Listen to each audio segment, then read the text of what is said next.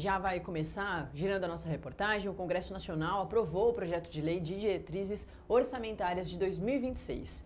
O parecer que obriga o governo do presidente Lula a pagar a maior parte das emendas até meados do ano eleitoral recebeu votação simbólica. O relatório do deputado federal Gervásio Maia instituiu um cronograma para a execução de 65% dos recursos impositivos, aqueles que o Palácio do Planalto é obrigado a pagar, indicados por parlamentares até julho de 2026. A agenda foi um dos principais pontos de conflito entre o governo e o Congresso e levou ao adiamento da votação por quase 5 meses. O relatório de Maia foi chancelado na Comissão Mista de Orçamento, lá na quarta-feira, antes de chegar ao plenário. O relator também deu um respiro para o governo. Ele decidiu que, em 2026, o Planalto não vai precisar cumprir exatamente o centro da meta fiscal, mas sim o valor mínimo. Na prática, isso evita cortes grandes no orçamento. Mas quem vai explicar para a gente os detalhes dessa história toda é a Marília Ribeiro, que já está aqui com a gente. Muito bom dia, Marília. Oi, Nath. Bom dia para você, a todos que estão na nossa companhia nessa sexta-feira aqui no Acorda Metrópolis.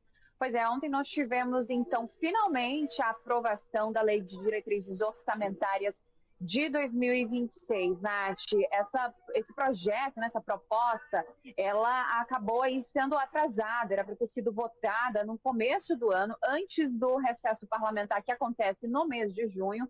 Os parlamentares usaram ali até de uma certa articulação e colocaram recesso branco, porque sem a aprovação da LDO, eles não poderiam pegar aquele recesso parlamentar. Entretanto, eles colocaram esse recesso em branco e votaram a Lei de Diretrizes Orçamentárias nesta quinta-feira, foi votada pelo Congresso Nacional. E agora o próximo passo é a Lei Orçamentária Anual, a LOA.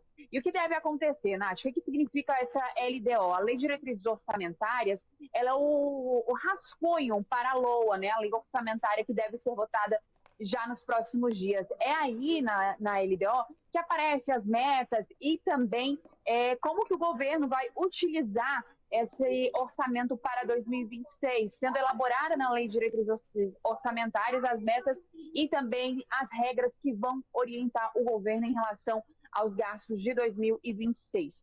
Como você disse, o relator dessa proposta é o deputado federal Gervásio Maia.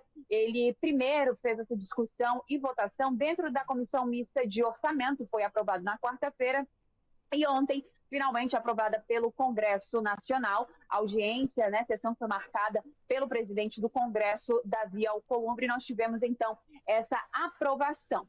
O que tem de novidade, o principal ponto dessa LDO é justamente o calendário para o pagamento de emendas impositivas, que são aquelas emendas que são indicadas pelos deputados e pelos senadores e que o governo federal, o Palácio do Planalto, ele fica obrigado a pagar. O que deve acontecer na prática em relação a isso?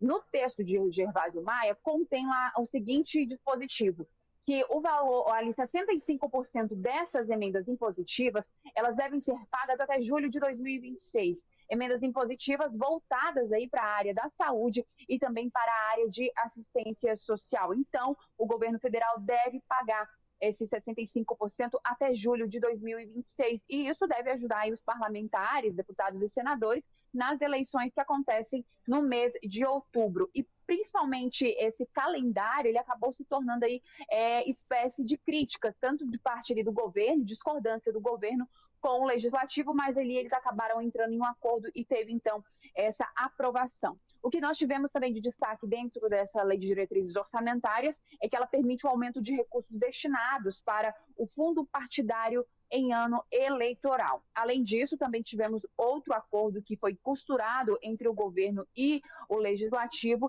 que é criar novas despesas, que impede que o governo federal venha criar novas despesas obrigatórias, fundos de financiamento de políticas públicas e de ampliar gastos tributários no próximo ano, mas a regra ela acaba não valendo caso venha acontecer alguma calamidade pública. E em meio a essa crise, né, Nath, que a gente vem acompanhando do governo federal, e principalmente agora com o Senado Federal, a última que aconteceu foi por conta da indicação de Jorge Messias para o Supremo Tribunal Federal, que havia sabatina marcada, depois Davi Alcolumbre desmarcou por conta da demora do governo de enviar a formalização dessa indicação. No final da votação, Davi Alcolumbre classificou que o processo de aprovação foi positivo e se deu de forma colaborativa. O que deve acontecer já nos próximos dias?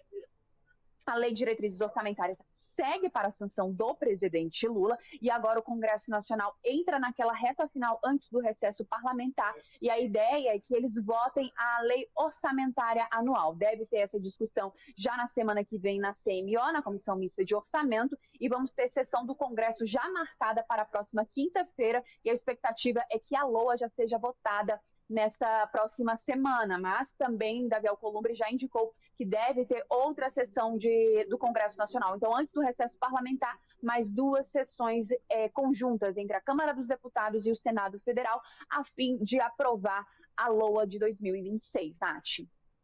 Marília, quem está na reta final aí, antes do recesso, é a CPMI do INSS, né, que esquentou ontem com a convocação de Fábio Luiz Lula da Silva, o filho mais velho do presidente Lula.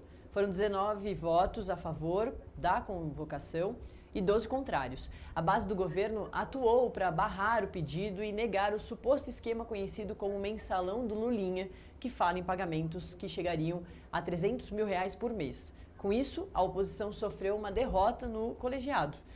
Não é mesmo, Marília? E além disso, outros momentos de tensão aconteceram ontem, né?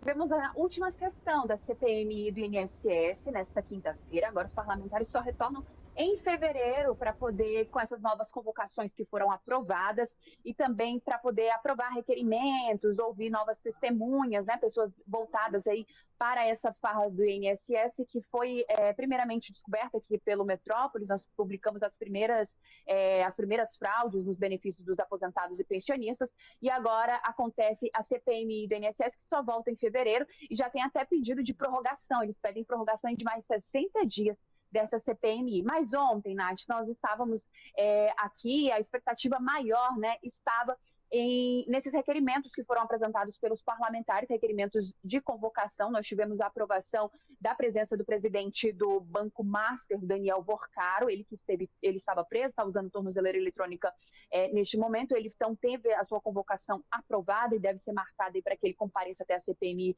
já no próximo ano. Além dele, também tivemos aí a aprovação da presença do governador de Minas Gerais, Romeu Zema, que também deve comparecer já nesse próximo ano, em 2026, na CPMI do INSS. Mas a expectativa maior estava em volta do filho mais velho do presidente Lula, conhecido aí como Lulinha. E o que aconteceu, Nath, é o Fábio Luiz Lula da Silva. Ele teve um trabalho por parte do governo para que ele não comparecesse à CPMI, para que esse requerimento de convocação não fosse aprovado. E foi justamente aí que o governo saiu vencendo dentro dessa CPMI. Foram 19 votos contrários a essa presença de Lulinha e 12 favoráveis. Então, a convocação dele acabou não sendo sustentada. Então, ele não deve vir para a CPMI do INSS. Esse requerimento, ele tinha como alvo o filho do presidente Lula, e ele foi apresentado pelo deputado Marcel Borraten, do Novo, e ele cita que o contador de Lulinha teria recebido recursos de desvios. Em depoimento à Polícia Federal, uma testemunha teria afirmado que o filho do presidente Lula recebia uma mesada de R$300 mil do careca do INSS, como informado pelo Poder 360, e foi confirmado aqui pelo Metrópolis através da coluna da Andresa Matais. Também foram rejeitados 7 requerimentos de convocação do advogado-geral da União, Jorge Messias. Ele que estava aí na mira dos parlamentares, porque, de acordo com essas investigações feitas pela CPMI, a AGU teria recebido informações de que estava havendo esses desvios do INSS dentro desses benefícios, e a AGU acabou fazendo vista grossa e não investigou, não foi a fundo desses descontos. Então, por isso que eles queriam a presença de Jorge Messias na CPMI do INSS, o que acabou também não acontecendo. No final dessa sessão, de todos esses requerimentos e também dessas convocações que foram aprovadas, nós tivemos uma fala do presidente da CPMI do INSS, o Carlos Viana, que ele revelou ter sido diagnosticado com um tumor na parte externa do estômago e que ele deve fazer uma cirurgia neste sábado. CPMI do INSS que encerrou 2025, agora ela só retorna em 2026, com a expectativa desses nomes importantes para prestarem depoimento nessa comissão e também com mais pedidos de convocação e também com o pedido de prorrogação dela por mais 60 dias. E vai caber ao presidente do Senado, Davi Alcolumbre, prorrogar ou não essa CPMI do INSS, Nath. Perfeito. Obrigada, viu, Marília Ribeiro. Daqui a pouquinho a Marília volta para o nosso resumão da semana com o Gabriel Buzo, coordenador de política aqui do Metrópolis.com. A gente vai falar sobre todos esses assuntos com certeza. Valeu, Marília. Bom trabalho. Até daqui a pouco.